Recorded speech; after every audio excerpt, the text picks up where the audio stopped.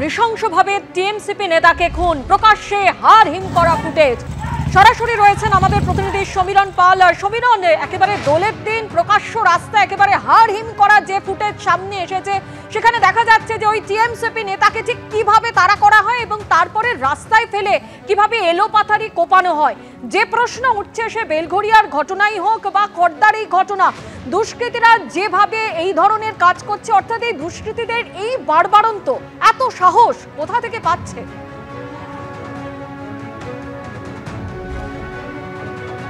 সেটাই স্বর্ণালী প্রশ্ন স্থানীয় মানুষের, যে ব্যারাকপুর কমিশনারেটে যখনই কোনো অপরাধ সংগঠিত হয় তখনই বেপরোয়া দুষ্কৃতী দৌরাত্ম্য সামনে আসে। সে বেলঘড়িয়াই হোক, সে নৈহাটি হোক, খড়দাই হোক। খড়দায় গতকাল যে ঘটনাটা ঘটেছে, হোলির দিন দুপুরবেলা 1:30-2 নাগাদ ফটিকঘাট রোড, ঘন জনবসতিপূর্ণ এলাকা, ভিড়ে ঠাসা এলাকা, যেখানে প্রচুর মানুষ তখন হোলি উৎসবে মেতে উঠেছে। সেই হোলি উৎসব চলাকালীন এই মর্মান্তিক ঘটনা ঘটে এবং সেই হাড় হিম করা ভিডিও ফুটেজ তুমি যেটা দেখতে পাচ্ছ, সেটা পরিষ্কার দেখা যাচ্ছে যে আকাশ চৌধুরী সেই যুবককে একেবারে রাস্তার ওপর ফেলে পবন রাজভর এলোপাতারি কোপাচ্ছে ধারালো অস্ত্র দিয়ে। তারপরে রক্তাক্ত অবস্থায় ওই যুবক ছুটে পালাবার চেষ্টা করছে এবং তারপরে দেখা যাচ্ছে রক্তাক্ত অবস্থায় তাকে মোটর বাইকে তুলে নিয়ে গিয়ে খড়দার বলরাম সেবা মন্দির স্টেট জেনারেল হাসপাতালে নিয়ে যাওয়া হচ্ছে।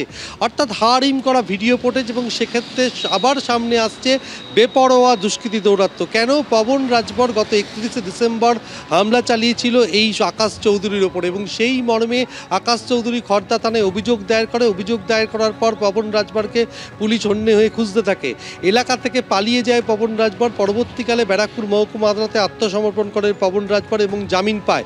তারপর থেকেই পবন রাজভর, যেটা স্থানীয় 13 নম্বর ওয়ার্ডের তৃণমূল কাউন্সিলর টিটাগড় পুরসভার, তিনি অভিযোগ করছেন যে এই পর থেকেই পবন রাজভর তাকে নানাভাবে হুমকি দিত এবং তার ওপর চাপ সৃষ্টি করতো যাতে সেই অভিযোগ তুলে নেয়। কিন্তু অভিযোগ তুলে নিচ্ছিল না আকাশ চৌধুরী, আর সেই কারণে প্রতিহিংসাবশত দোলের দিনটাকেই বেছে নেওয়া হয় এবং তাকে রাস্তার ওপরে প্রকাশ্য রাস্তায় এলোপাতারি গলা, বুকে, পেটে ধারালো অস্ত্র দিয়ে কুপিয়ে নৃশংসভাবে খুন করা হয় এবং রক্তাক্ত অবস্থায় তাকে নিয়ে যাওয়া হয় খড়দার বলরাম বসু সেবা মন্দির স্টেট জেনারেল হাসপাতালে, এবং সেখানে থেকে সাগর দত্ত মেডিকেল কলেজ হাসপাতাল, এবং সেখান থেকে আরজি করে নিয়ে গেলে চিকিৎসকরা তাকে মৃত বলে ঘোষণা করে।